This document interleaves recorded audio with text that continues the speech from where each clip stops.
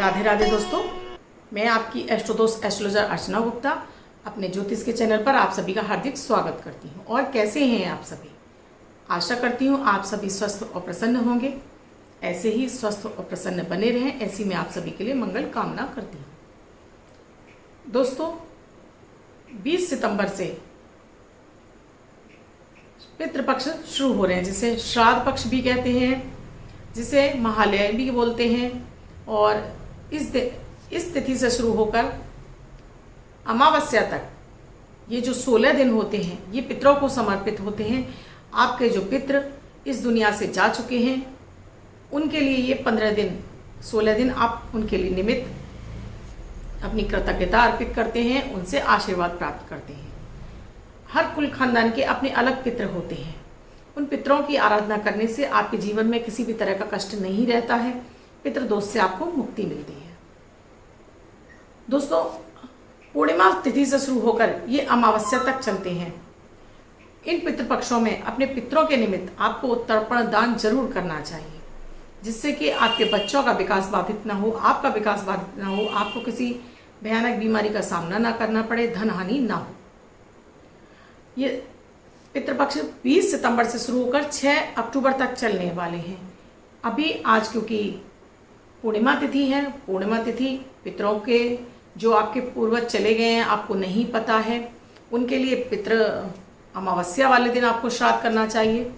और आप चाहते हैं कि आपके बच्चों के भविष्य में किसी तरह का शिक्षा से संबंधित कोई व्यवधान ना आए, तो आपको पूर्णिमा तिथि वाले दिन भी आपको श्राद्ध जरूर करना चाहिए, जिससे कि बच्चों का विकास बाधित नहीं होता है। इसके अलावा दोस्तों, आपको अमृत की बूंद और जादुई अक्षर दूंगी, राहु काल और अभिजीत मुहूर्त का समय बताऊंगी। कमेंट सेक्शन से क्वेश्चन लिया है, वो भी मैं आपको कौन भाग्यशाली उसे जानने के लिए वीडियो को लास्ट तक पूरा देखें। आप मेरे इस चैनल से नए जुड़े हैं या आपने अब तक इस चैनल को सब्सक्राइब नहीं किया है, तो चैनल को सब्सक्राइब कर लीजिए और बेल बटन को ऑल पर कर लीजिए, जिससे मेरे प्रतिदिन के वीडियो जो कि 3:11 पर अपलोड होते हैं, आपको समय से मिलते रहें, आपसे कोई भी वीडियो मिस ना हो। दोस्तों, ये मैं आपको जो महत्वपूर्ण जानकारियाँ दे रही हूँ, आपको अच्छी लगती हैं तो इन्हें शेयर जरूर कीजिए अपने फैमिली मेंबर और फ्रेंड सर्कल में।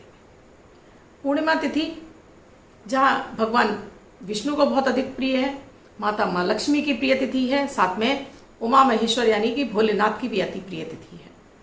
पूर्णिमा को चंद्रमा पूरा होता है, तो ये चंद्रमा को, अगर आपका चंद्रमा से संबंधित आपको कोई समस्या है, तो इस दिन पूर्णिमा वाले दिन आपको चाहे तो आप पूर्णिमा का व्रत रख सकते हैं, चंद्रमा को अर्घ दे सकते हैं, चंद्रमा के मंत्र का आप जाप कर सकते हैं। आज मैं यहाँ आपको विशेष रूप से पितृ पक्ष में ऐसा क्या आप उपाय कर लें, जिससे कि आपको ना भी आप पूजा पाठ करते हो, ना भी आप पितरों के लिए कुछ भी करते हो, तो कम से कम आप पितृ पूर्णिमा को और पुत्र अमावस्या 2 दिन जरूर कीजिए, और बाकी दिन के लिए मैं आपको उपाय बता रही हूँ, उसे जरूर कीजिए। पितृ पूर्णिमा वाले दिन आपको और एक बात और विशेष दोस्तों, जब भी आप पितृपक्ष में पूजा अपने किचन में करते हैं या श्राद्ध करते हैं, उस दिन आपको दोपहर में 12 बजे ही आपको पितरों के लिए भोजन आपको पंडितों को कराना चाहिए। सुबह सुबह नहीं कराना चाहिए, क्योंकि पितरों का समय ये दोपहर का 12 बजे का ही रखा गया है तर्पण का। तो 12 बजे अगर आप तर्पण देते हैं, पितरों को भोग देते हैं, तो ये आपके लिए और बहुत अधिक फलदायी हो जाता है। पितरों के निमित्त आप दूध की खीर बनाइए, भोजन बनाइए। अगर आप पंडित को बुलाकर भोजन कराना चाहते हैं, तो पंडित को अपने घर पर बुला लीजिए। एक खीर में आपको इलायची जरूर डालिए, केसर जरूर डालिए, मेवा जरूर डालिए, मखाने जरूर डालिए। अपने किचन में ही आपको एक कंडे का उपला जलाना है। दक्षिणमुखी होकर खड़े हो जाइए। एक लोटे में आप, तांबे के लोटे में 2 बूंद गंगा जल डालिए, सादा जल डाल दीजिए, उसमें थोड़े से काले तिल और जौ डाल लीजिए। अपने पितरों के लिए जो आपने भोजन निकाला है, जिसको हम पंचबली बोलते हैं, वो भी एक प्लेट में आप निकाल के रखिए और खीर रखिए। अब दक्षिणमुखी यानी दक्षिण की तरफ अपना चेहरा कर लीजिए। अब अपना नाम, अपने पिता का नाम, अपना गोत्र बोलिए। फिर अपने पितरों से अपने लिए क्षमा प्रार्थना मांगिए, उनसे कहिए कि वो आकर आप पर अपनी कृपा दृष्टि बनाएं और आपके वो भोग स्वीकार करें। उसके बाद उसमें से आप खीर थोड़ा सा उसमें से चढ़ा दीजिए, और जो आपने खाना निकाला है उसमें से पहले आपको 5 कौर निकालने हैं। तो आपको उसमें से 5 कौर किस तरह से करने हैं? पहला एक गौ माता भोग लीजिए, एक दई देवताओं भोग लीजिए, एक पितृ देवताओं भोग लीजिए, एक पशु पक्षी भोग लीजिए और एक समस्त जीवित प्राणी मात्र इस धरा पर जीवित प्राणी मात्र भोग लीजिए।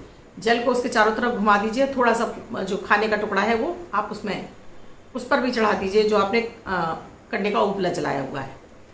पानी को अर्पित कर दीजिए। कुछ पानी के छींटे आप उस पर अग्यारी पर छिड़क दीजिए, कंडे के ऊपर छिड़क दीजिए। उसके बाद इस जल को आप इस तरह से उल्टे हाथ में आपको इसको इस तरह से कुछ जल को चढ़ाते हुए आपको मंत्र बोलना है, ओम नमो सर्व पितृदेवताभ्यो नमः, ओम नमो सर्व पितृदेवताभ्यो नमः। इस मंत्र का जाप करते हुए अपने जल को चढ़ा दीजिए। ये आप पूर्णिमा को कर लीजिए और अमावस्या को। और आपके अगर आप श्राद्ध भी करते हैं बीच में, तो इसी विधि से आपको, जब आपके जो पितृ हैं जिनका आप श्राद्ध कर रहे हैं, उस तिथि पर इस तरह से आप अग्यारी दीजिए। उनकी पसंदीदा चीज़ें जो उन्हें पसंद हैं वो चीज़ें अवश्य बनाइए। और नहीं भी आपको तिथियां पता हैं तो केवल पूर्णिमा और अमावस्या वाले दिन कर लीजिए। बाकी दिन आपको भोजन निकालना है तो उसमें 2 रोटियां डेली आपको निकालनी है। नहा धोकर स्वस्थ होकर ही आपको ये खाना बनाना है। प्याज लहसुन का आप इस्तेमाल ना करें। मांस मदिरा तो बिल्कुल हो ही नहीं सकती। अंडे और मांस तो बिल्कुल किचन में होना भी नहीं चाहिए। अपने घर के जहाँ आप पानी भरते हैं वहाँ पर ही आपको इसको रखना है, भोजन को रखना है। एक धूप बत्ती जलाइए, एक माचिस लीजिए और जरा सा गंगा जल, इसके अंदर जल और इसमें काले तिल और जौ मिला लीजिए। अब यहाँ पर आपको उसी तरह से जैसे आप डेली आपने पूर्णिमा और तिथि पे किया था, अपना नाम, अपने पिता का नाम, अपना गोत्र बोलिए। फिर अपने सभी पितरों को प्रणाम कीजिए, क्षमा प्रार्थना कीजिए और फिर उनके निमित्त इसी तरह से 5 तरह से भोग निकाल दीजिए। इसमें से जो एक पूरी रोटी है उसे आप गाय को खिला दीजिए, बाकी की आप कुत्ते को, कौए को और चींटियों को डाल दीजिए। ये आपको लगातार 15-16 दिन आपको लगातार करना है और आप इसको आगे भी कंटिन्यू रख सकते हैं। तो ये आपके जीवन में कैसा भी पितृदोष बनने नहीं देता है। आपके घर में बरकत के द्वार खुल जाते हैं। माता माँ लक्ष्मी आपके यहाँ स्थिर रूप से निवास कर जाती हैं और आपके हर कार्य में तरक्की दिनों दिन होती चली जाती है। कोई भी कार्य आपका बाधित नहीं होता है। और जो आपने रोटी है वो गाय को ही खिलानी है। आपको 1 रोटी तो गाय को ही खिलानी है, बाकी की आप पशु पक्षियों को डाल दीजिए। अगर मान लीजिए आपके गाय नहीं आती है, उस स्थिति में आप इसे पक्षियों के लिए रख दीजिए। और जो आप उपले पर आपने जो अग्यारी दी हुई है उसे ले जाकर किसी पेड़ की जड़ में छोड़ दीजिए। दोस्तों, ये छोटी सी विधि आपको आपके पितरों की कृपा दिलाती है, आपको देव कृपा दिलाती है। आपके घर में किसी भी तरह का मानसिक अशांति को नहीं होने देती, धन हानि नहीं होने देती है। बच्चों का करियर सेट हो जाता है। विवाह इत्यादि में आ रही हुई सारी बाधाएं दूर होने लगती हैं।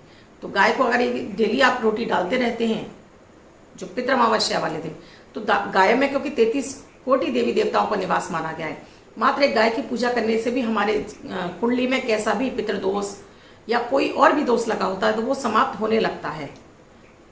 इसीलिए दोस्तों कहा जाता है कि अपनी घर की पहली रोटी आपको गाय को ही डालनी चाहिए। आपको पहली रोटी का सेवन नहीं करना चाहिए और ना ही लास्ट वाली रोटी का, जो कि कुत्ते के लिए होती है। कुत्ते से हमारा केतु प्रबल होता है तो नहीं खानी चाहिए। दोस्तों, अब मेरे अमृत की बूंद और जादुई अक्षर जो कि 9 ग्रहों पर आधारित है, प्रतिदिन की ग्रह परिस्थितियों के आधार पर इन प्रयोगों को तैयार किया जाता है। आपकी कोई भी राशि हो, जन्मांग में ग्रहों की कोई भी अवस्था रही हो, आप किसी भी देश में रहते हो, किसी भी भाषा से बिलोंग करते हो, ये 10 वर्ष के बच्चे से लेकर 90 वर्ष तक के बुजुर्ग सभी के लिए समान रूप से उपयोगी प्रभावी है। मात्र 1 मिनट के प्रयोग हैं जिसमें ना तो समय ही लगता है ना कोई धन खर्च होता है। जब आप इनको करने लगते हैं तो आपका मन प्रसन्न रहने लगता है, आपकी ऑरा क्लीन हो जाती है, इम्यूनिटी बूस्ट हो जाती है, आपके सोचे हुए कार्य पूरे होने लगते हैं, आपको मानसिक तनाव से मुक्ति मिल जाती है। 20 सितंबर 2021 दिन सोमवार। आज का राहु काल है सुबह 10:35 से 9:05 तक। इस समय आपको कोई भी शुभ आरंभ नहीं करना चाहिए। अभिजीत मुहूर्त का समय है 11:50 से 12:38 तक। इस समय आप कोई भी शुभ आरंभ कर सकते हैं। आज की अमृत की बूंद में दोस्तों आपको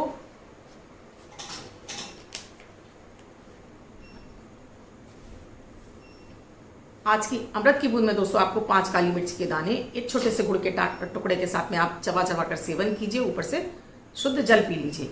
आज का जो जादुई अक्षर है दोस्तों, गणपति वाला गजानन ग। इस गा शब्द को रेड कलर के पेन से लेफ्ट हैंड पर कहीं भी लिखकर छोड़ दीजिए। 24 घंटे तक लिखा रहने दीजिए। दूसरे दिन आप नहाएंगे धुल जाएगा।